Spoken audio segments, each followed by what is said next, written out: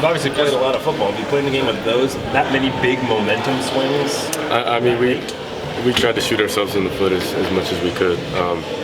That's obvious. And there's a lot for sure to clean up. But you talk about responding to adversity and seeing guys come together within a game. And you know, the emotional roller coaster some may be on. You know, I just love how we stayed consistent. And I love the guys and how they played. What does a type of win like this do for you guys as a team? I know you guys have a lot to clean up, but what does this do for you? Yeah, as a team that's finding our identity together, I think you see a bunch of guys, you know, being more and more connected as the weeks go on through practice, through games, and then you go through adversity like that, and then you find a way to win through a drive that, you know, takes a lot of time off the clock, and you know, you finish it with the field goal. I think that's great clock management, but more importantly, the guys up front. You know, I'm proud of them. I love the mentality they had and in the run game. But more importantly, I think you look at the things you can clean up and look how good we can be. You know, and that's things we have to clean up. You know, that's me included. You know, taking sacks when I shouldn't, taking negative plays, which puts us behind the chains. It's pre-snap penalties. That's even in-game, you know, penalties that, you know, push us back some. So you look at that all as a whole. You dissect these drives and how can you get better. The point of emphasis was create more explosive plays this week, and you guys pulled that off. A, what were the key to doing that? And B, how much confidence did that give you that, yeah, you guys can identify an issue you want to clean up and fix it?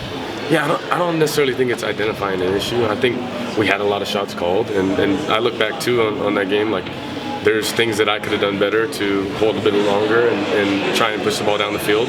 But then you also gain confidence in how we're, you know, creating windows and isolation for our receivers. But hopefully James, like, I don't know if you're in the press box, but kiss the ball, you know, in the air when that ball's flying by. But it's a good time, and I think naturally, you know, that sets itself up. In the first half with so many ups and downs, just what were you telling yourself in those moments, and what were you telling the team to kind of stay on track, stay in it? Yeah, I think you just look back and you're like, gosh, it's a penalty here. It's everyone taking, you know, their turn of messing up. You know, a fumble on the, you know, minus side of the field that ended up turning into points that I, you know, am extremely disappointed about because it can't happen. You know, just there's no answer to it. So just things like that. You look at us taking our turns, and it's things that we need to clean up, but are fixable. You know? Would you see pre-snap with Trayshawn on that 57-yard touchdown? Just the main cover. What was the call there?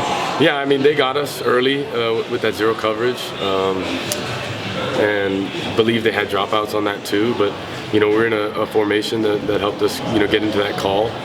But also, you know, that's great about the in-helmet communications getting lined up. But also just having that within our arsenal as a, you know, check, you know, from week to week. Well, and some of these issues don't look the same as last week, and it's 5 more O-line penalties, and 3 or 4 more sacks, fumble in particular. Yep. Some of these are repeating. Like clearly, you harped on it all last week. Changed the O-line a lot tonight. What's it gonna take to get these fixed?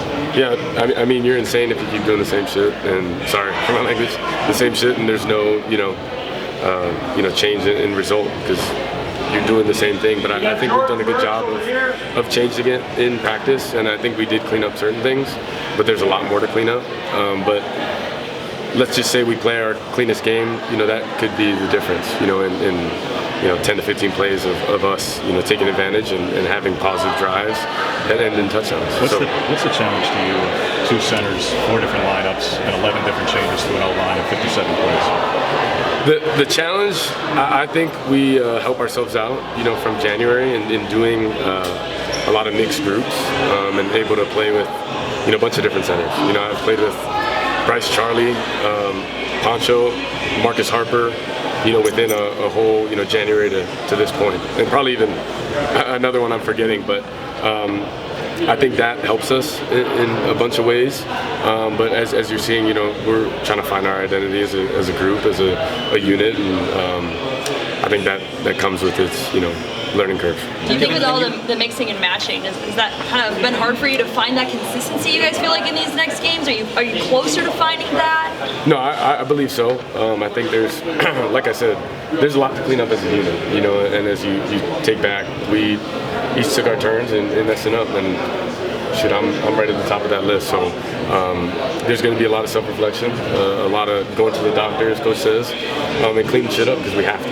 You know, there's no, you know, there's only so much you can get away with, you know, and you have to not put yourself in that position because, like I said, towards the end it gets strenuous, you know, and, you know, thank goodness for Atticus, but you leave it up to chance, and you don't want to be in this position. And there's a lot of long road trips this season, man, but this first one, 45 minutes up the road, Yeah. what privilege is that to play in a game like that means so much to so many people live in the state? Yeah, I mean, I can't speak enough, you know, good about, you know, Oregon fans. I think as a player, you know, getting Autzen at night, you know, you just see the fan environment and fans loving us for who we are and wanting to see us succeed. And as a player who's been at, you know, 3 different schools, I notice that, you know, and I feel that, and I think that helps us out as players. But, you know, I think it just means a little more when you play somebody within the, you know, hour radius, and of course everyone knows the rivalry, but I'm excited to play in it. You know, I watched Marcus play in the Civil War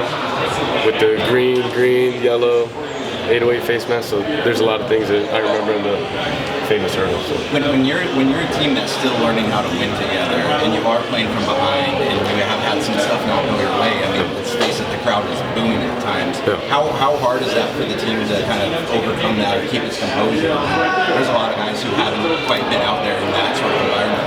Yeah, I think. I mean, I hate to say this, but it's FIBU. You know, it's us focused on ourselves in that moment. You know, we dug our own hole, and we had to get ourselves out of it. And, you know, you look at those 2 special teams plays, I mean, Tez and Noah, 2 guys that are extremely explosive, but then when they're on the field at the same time for us as offense, you just see how good they are with the balls in their hand.